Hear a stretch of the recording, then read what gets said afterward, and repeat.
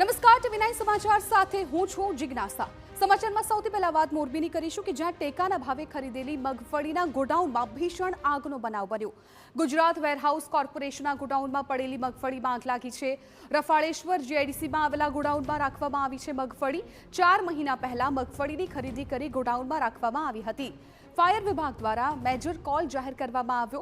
Morbi fire વિભાગની 4 team દ્વારા આગ ઓલવવાની કામગીરી, રાજકોટથી 2 અને વાંકાનેરથી ફાયરની 1 ટીમ બોલાવાઈ આગ પર કાબુ મેળવવાના પ્રયાસ ચાલુ છે। તો ફાયર વિભાગ દ્વારા મેજર કોલ જાહેર કરવામાં આવ્યો છે એટલે સમજી શકાય કે આગ વિકરાળ લાગી છે। કલાકો સુધી આગને કાબૂમાં લેવાના પ્રયાસો છે એ કરવામાં આવી રહ્યા છે, પરંતુ હજુ પણ આગ કાબૂમાં આવી નથી। અત્યારે તમામ ટીમો છે એ પહોંચી ગઈ છે। રાજકોટથી 2 ટીમને મંગાવવામાં આવી છે અને જ્યારે વાંકાનેરથી પણ ફાયરની 1 ટીમ બોલાવાઈ છે। સંવાદદાતા રાજેશ આંબલિયા વધુ જાણકારી આપી રહ્યા છે। રાજેશ, કેવી રીતે આ ગોડાઉનમાં આગનો બનાવ બન્યો છે અને અત્યારે આગની શું સ્થિતિ છે?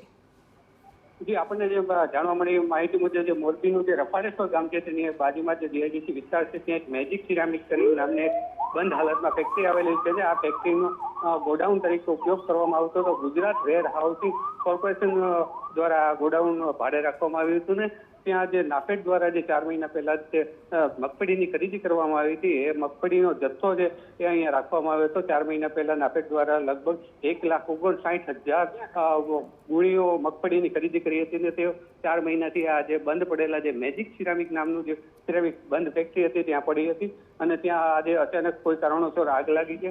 આજુબાજુ મોરબી સહિત આજુબાજુના વિસ્તારમાંથી ફાયર મંગાવવામાં આવ્યા છે અને સંપૂર્ણપણે અત્યારે ફાયર કામગીરી કરી રહ્યું છે, પરંતુ આગ એટલી મોટી છે કે ફાયર વિભાગ દ્વારા તેને મેજર કોલ જાહેર કરવામાં આવે છે અને આગ પર કાબુ મેળવવા માટે તમામ ટીમો મતામણ કરી છે। બિલકુલ રાજેશ, આભાર સમગ્ર માહિતી બદલ। તો અત્યારે અલગ અલગ ટીમો ઘટના સ્થળ પર પહોંચી ગઈ છે અને આગને કાબૂમાં લેવાના પ્રયાસો શરૂ કરી દેવામાં આવ્યા છે।